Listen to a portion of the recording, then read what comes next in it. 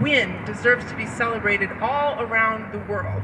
And so we're here because over a year ago, the communities in Santa Marta, the organizations there, started to raise the alarm that maybe the Bukele administration was going to move to overturn this historic ban on mining.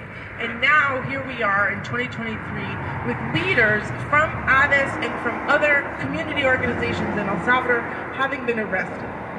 We are also here because yesterday we were accompanying Salvadorans here in the District of Columbia, the DMV area, whose children in El Salvador have been arrested.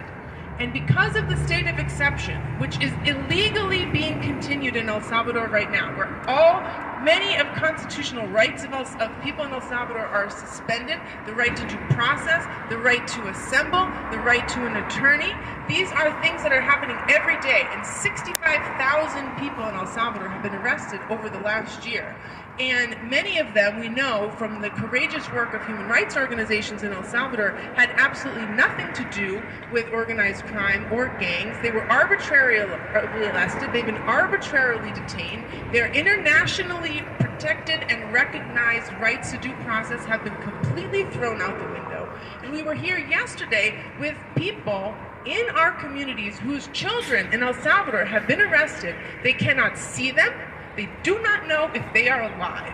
And that is the reality that people in El Salvador are living with today. And so we are extremely concerned for the health and the well-being of the 5 water defenders who were arrested in Santa Marta, because we know that they are living now in prison conditions that have been decried internationally as cruel and inhumane.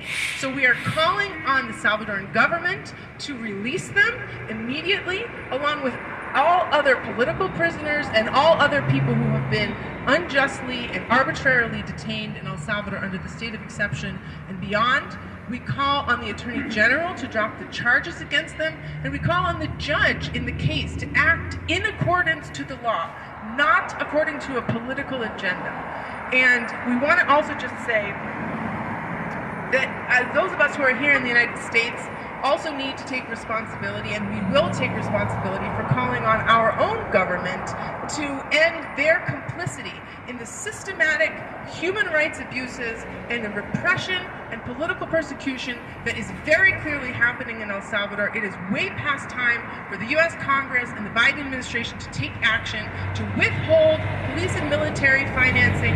If they are continuing to fund the Attorney General's office in El Salvador as they have in the past, that needs to cease immediately, given that we are very clearly witnessing the complete violation of the 1992 peace accords and the complete violation of internationally protected rights to due process, including for the 5 water defenders in El Salvador. So we're here, those of us in solidarity from all across the United States. We have messages coming in all the time of people who want to know, what can we do to support the water defenders in El Salvador? We're with you, we care, and we're out here protesting, demanding immediate freedom for the 5 water defenders in Santa Marta, as well as echoing the call. Just yesterday, there were huge gatherings in El Salvador for people commemorating this heroic anniversary of the ban on mining. Faith organizations, churches, environmental organizations, land defenders, community organizations, people who know